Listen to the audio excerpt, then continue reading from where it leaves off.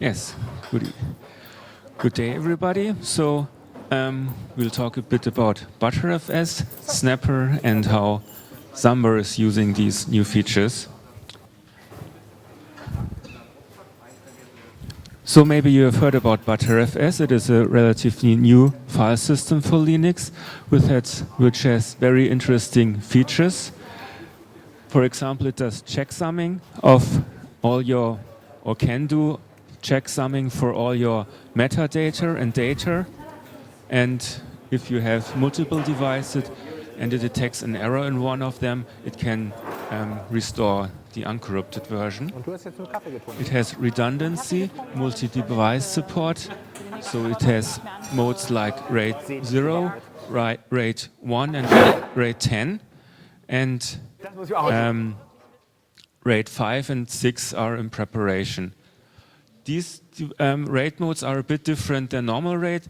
They are not like that every block is exactly matched at the same position on different disks, but it just guarantees that, for example, with mirroring RAID, it has one copy on 2 disks somewhere. That's all it guarantees here. It has compression. It has subvolumes and snapshots, which we'll demonstrate later a bit in connection with Snapper. And which is also very important, it can do deduplication of your data blocks. So if you copy a file, you can actually clone it, and then the data is only occupied once on the disk.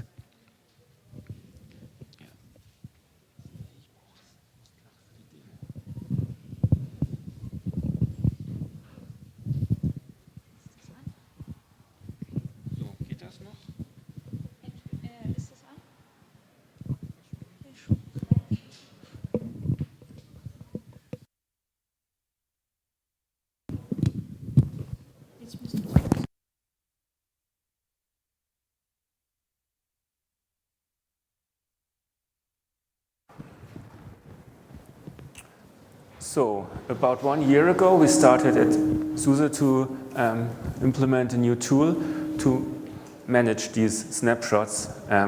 We call this Snapper. It can manage your file system snapshots. It does not only support Btrfs, but also X4 and very new Disseldorp provisioned LVM snapshots. But right now in OpenSUSE only Btrfs is supported. X4 you need a special kernel, and for LVM thin provisioned you would need new userland LVM tools. But at least LVM will be likely supported in the next release. And snapshots are created. For once you can create them manually, and Snapper also keeps a timeline of snapshots where you want it, so it creates a snapshot every hour and then later on deletes them again, so that you have a nice timeline. So if you have the first one of each day, the first one of each month, and the first one of each year, and so on. And especially interesting is the combination with Yast and Zipper. More about this also later. Yes, and we have automatic cleanup. It's either time or number based. We have a command line tool and a Yast user interface. So when you want to use Snapper, you have to create one configuration for every subvolume you want to snapshot. And per snapshot, we then keep some metadata. This is something Btrfs does not keep for you. So for every snapshot, we record the time, date, you can get a description, user data, those are just key value pairs. And we also create we record who has created a snapshot and a few other things. Then very interesting, you can compare snapshots. So if you have 2 snapshots, you say, what's the difference in the file system here? And you can see either the files or even the content of the file that has changed. And then you can revert single files or several files at once. And one additional thing, we have single, pre, and post snapshots. Those are just for bookkeeping. Single snapshots are just there for themselves. You just create one and keep it like the first of each month or something like this. And pre and post snapshots we create with Yast and Zypper, where before Yast modifies this file system, we create a snapshot, and after it has modified the file system. And then we compare these two snapshots, and you can see what Yast or Zypper have done. And if you don't like the change or you made some mistake, you can easily revert it again.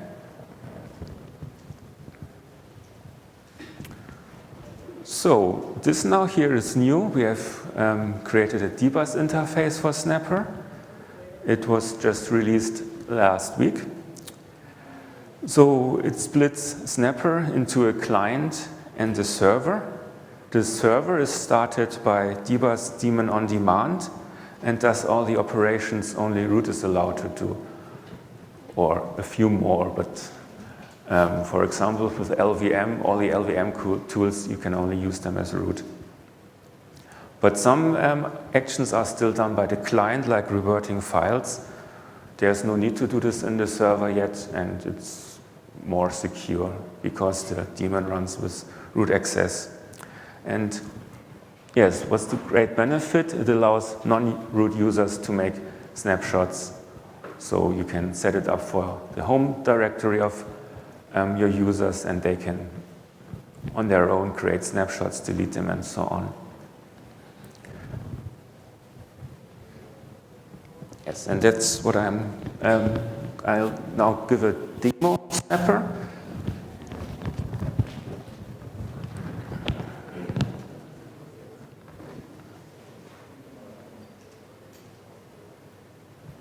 So, first we can look at what configuration Snapper knows about. So I have three configurations, one for the root file system, one for home Linux, and for home Schnell, which is my home directory. And then we can,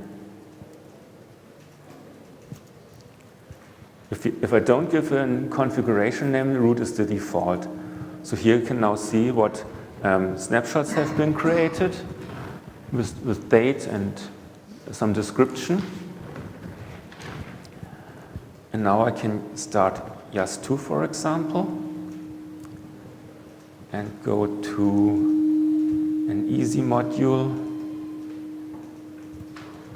remote administration.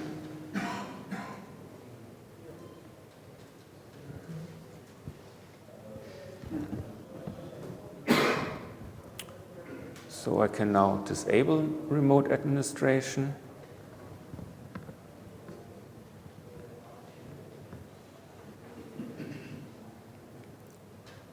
And quit. So for now list again, you see two new snapshots, number 9 and number 10, and this description says Yast remote. So those were now created by Yast, and currently the system is comparing those snapshots, which unfortunately might take a few minutes on this slow computer. But I can now ask for the changes.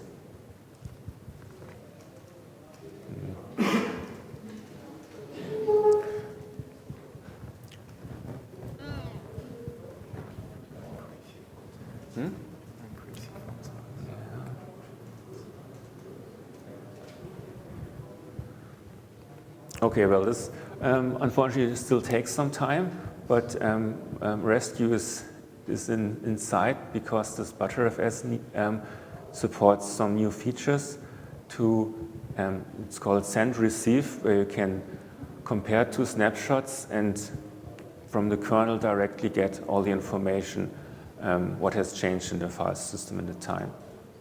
and we then intend to use this.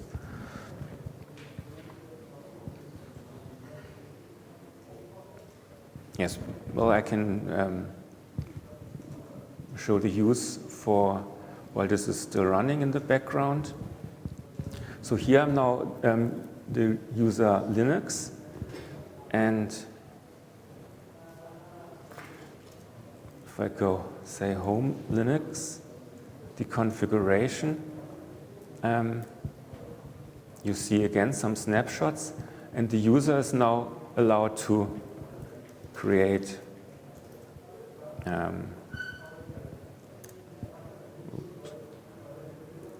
is now allowed to create snapshots, which wasn't the case so far.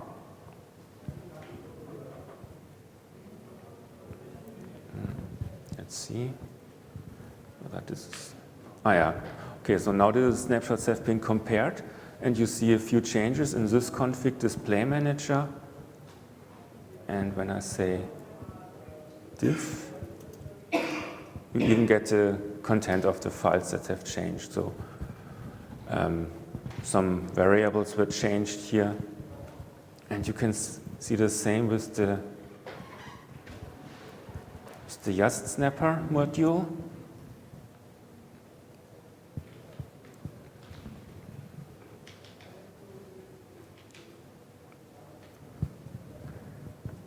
Where on the left you have a file system tree, and then you can select files.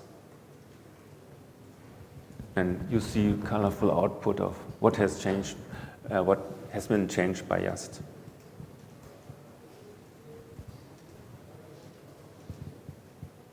And then finally, I can say undo change.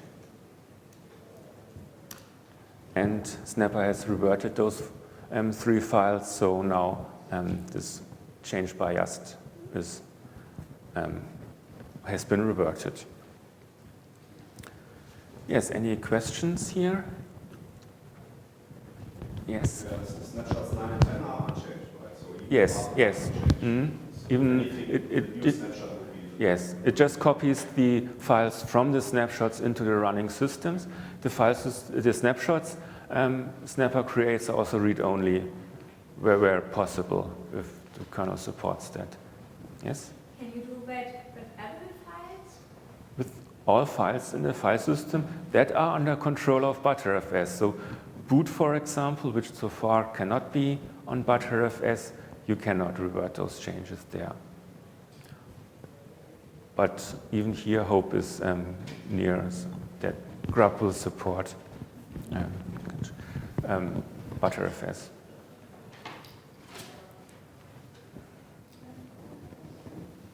Do we have other questions?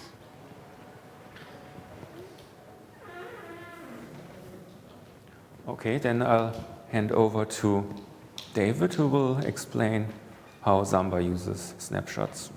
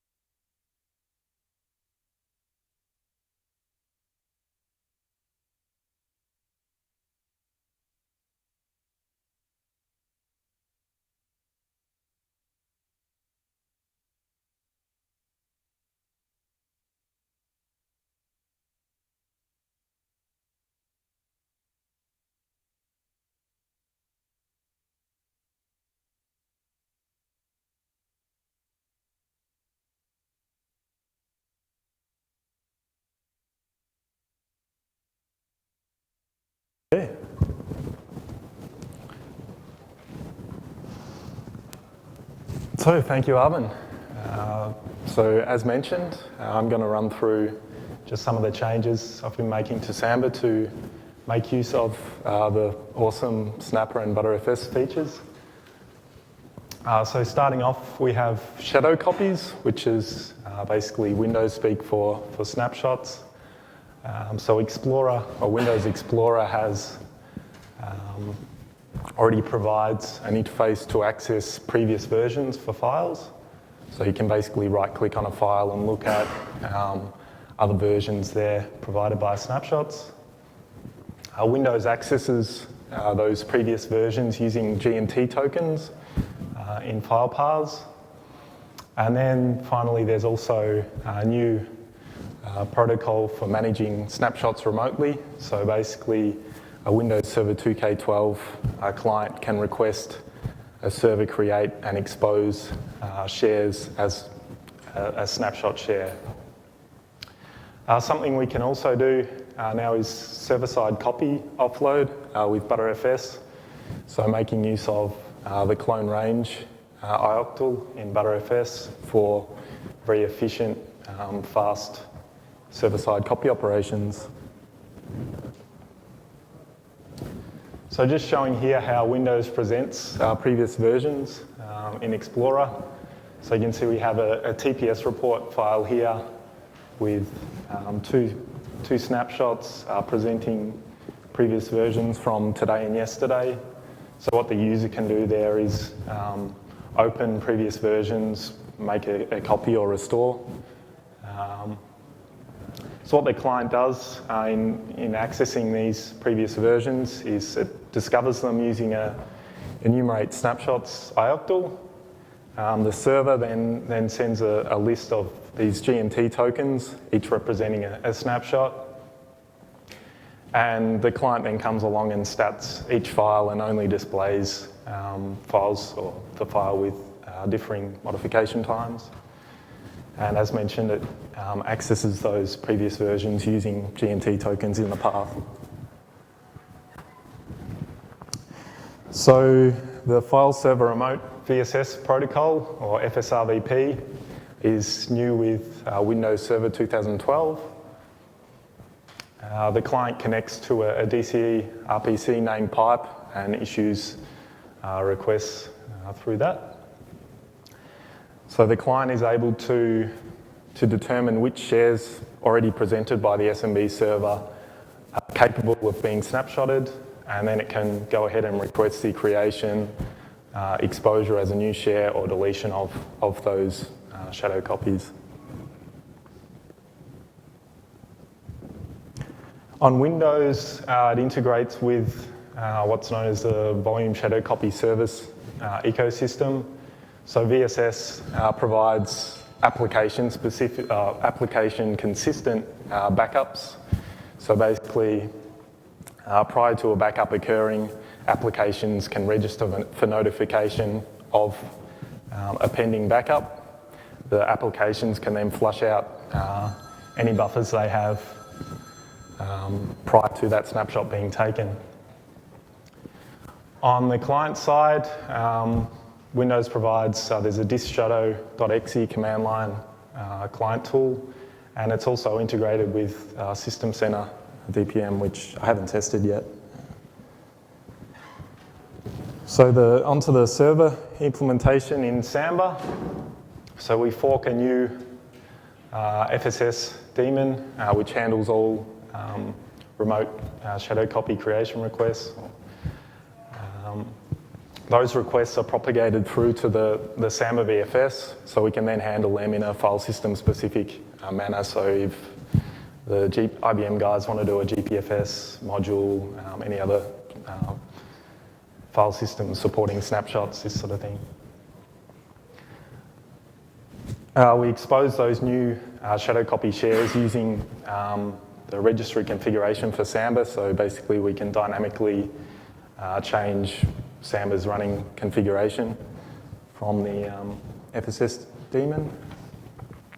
So we have, at the moment, 2 VFS modules. So VFS Snapper, which uses the new dbus interface for Snapper to manage creation, deletion.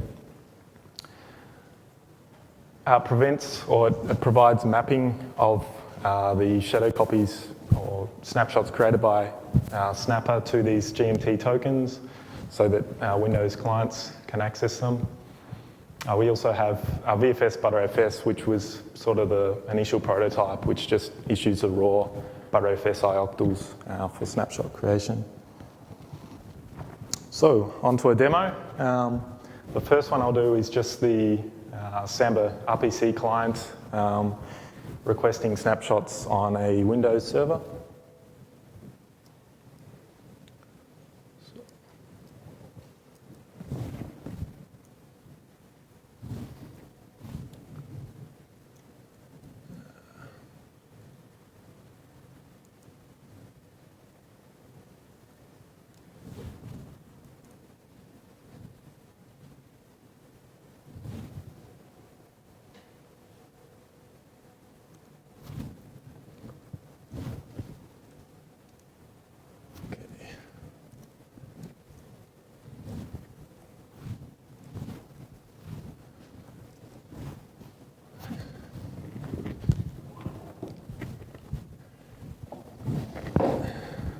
So I also have, I'll just bring up the Windows server in this case.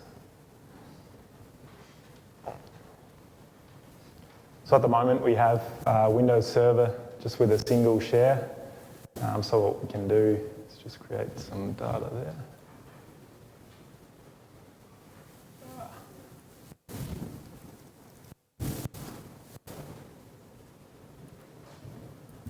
And now we'll connect.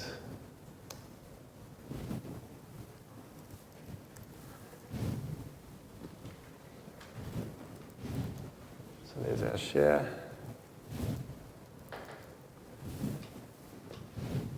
And we ask the server, or we're asking the server to create and expose a shadow copy of this share. So we need to provide some context for that creation. So we're asking backup context, which means it won't get cleaned up over reboot. It's a read-only snapshot.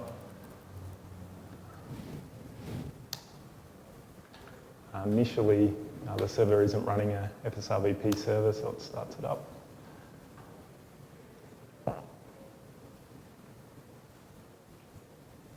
And the server comes back with a couple of GUIDs describing the shadow copy created, and then a new share name. So if we go over to our server now. So there's our new share with our test file in there.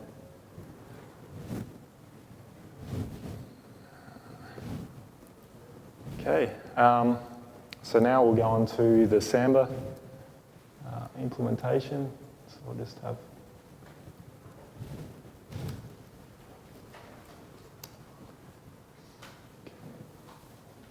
so we have a share here on Samba, which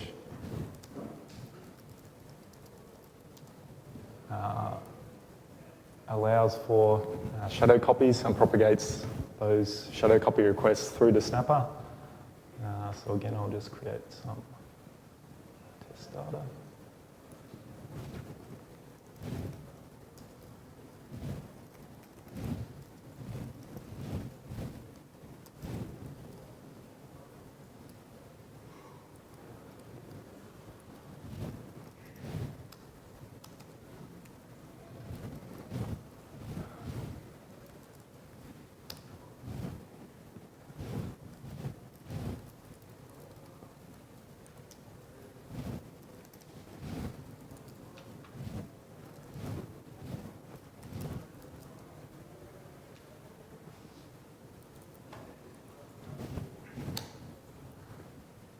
And this time I'll run through and also show the previous versions functionality provided. So I've created our snapshot,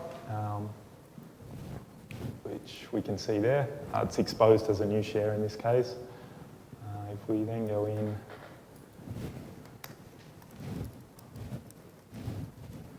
add some new data there.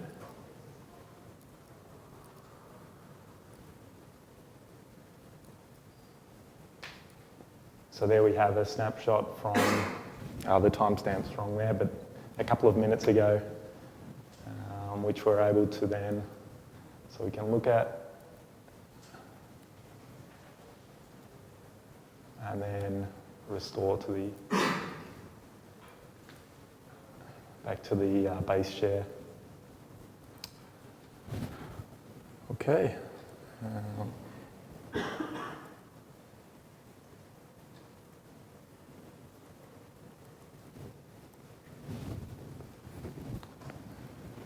So now on to our server-side copy. So at the moment, we're in a traditional copy in an SMB sense. We have the data traveling from the disk to the server and then across the network to the client, and the client writing back that duplicate data all the way back to the server over the network and then finally to disk. In a server-side copy situation, the client offloads the copy operation to the server. The server then is still generally reading the data off disk and writing duplicate data back down. So in this case, we're saving the network round trip. It's still performing the disk I/O on the server. In SMB, there's a few ioctls for handling offload copies. So there's copy chunk, and then a couple of new offload read, offload write ioctls for server 2K12. So Samba with Btrfs enhancements, we can improve on the traditional copy offload in that we can translate this copy chunk request into a Btrfs clone range. So that clone range is basically just a metadata operation on the file system. We're not moving any of the source destination data around. One limitation there is that it must be Btrfs sector size aligned, which I think defaults still to 4K.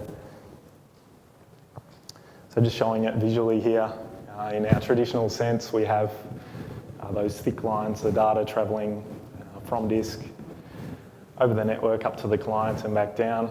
We see the duplicate data there on disk. Using copy chunk or offload, we're still seeing the data travel between the server and disk, duplicate data on disk, and finally our Samba copy chunk Btrfs situation where we have the client offload the copy to the server, and then the server doing the clone range ioctl, metadata updates, and we have the destination and source pointing to the same extents or data on disk. Okay, so I'll just demonstrate the Samba server using this with a 2K12 client.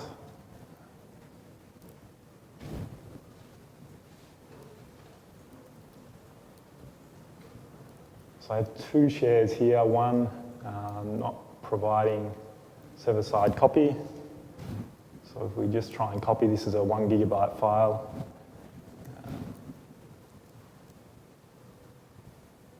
We can see we're sort of, it's thrashing my laptop disk, and we're sort of, seeing pretty average performance there.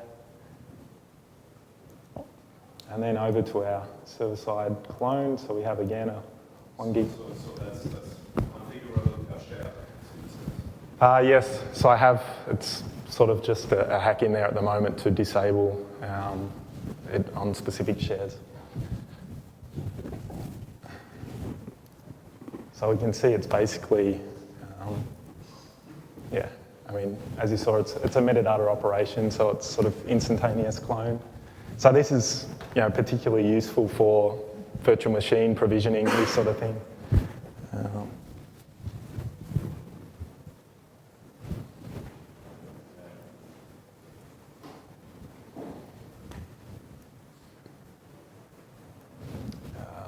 Where was I?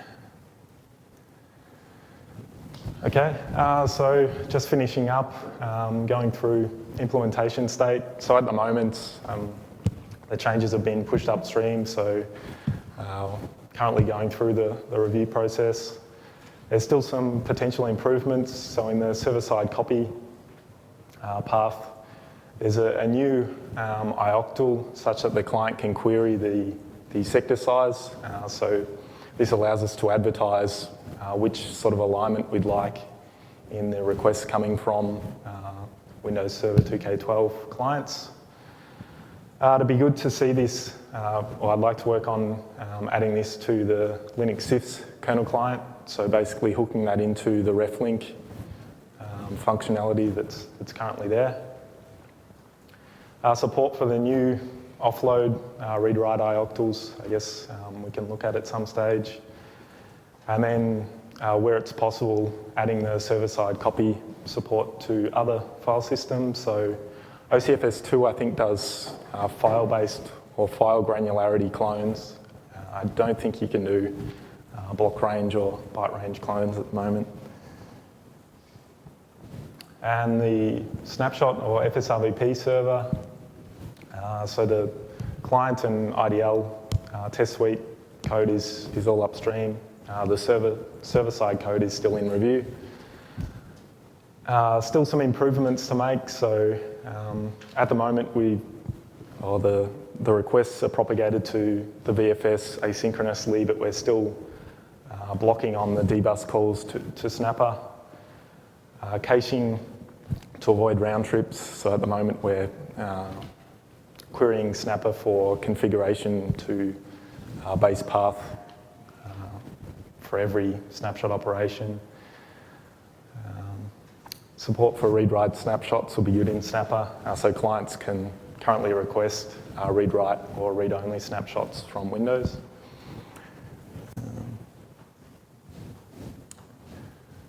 And that's it. So any questions? Yes, Michael.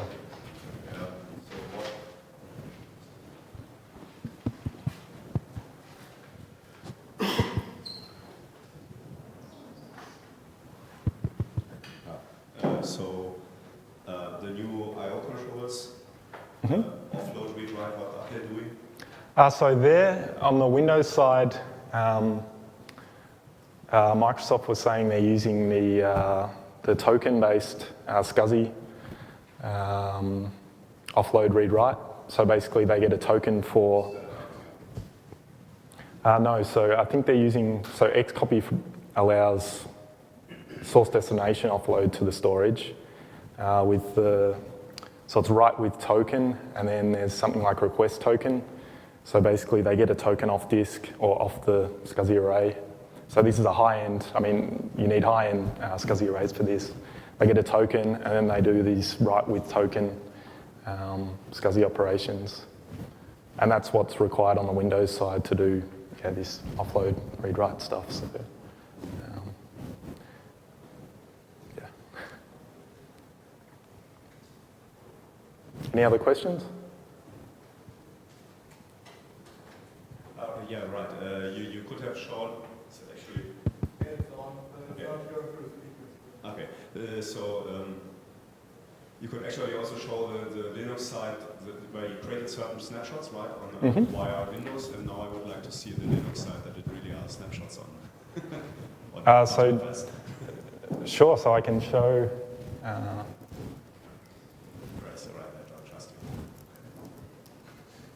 So if we do a snapper list, so we can see,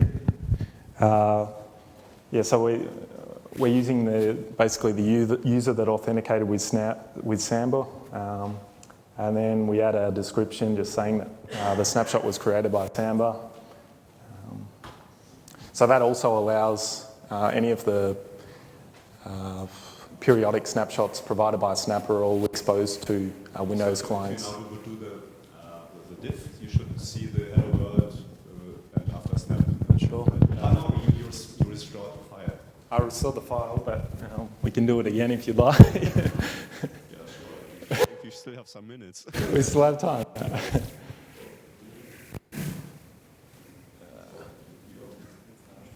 Oh, it's fine. Sorry.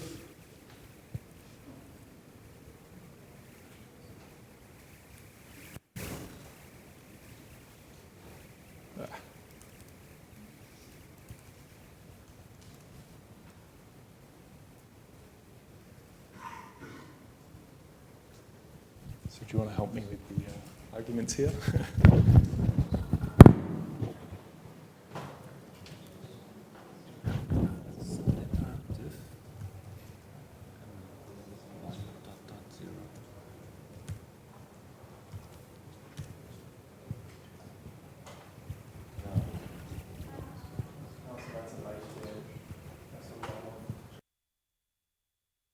Oh, that's cool. Thanks.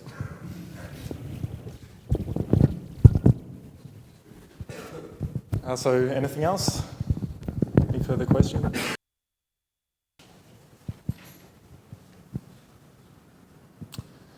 Okay, thanks for coming.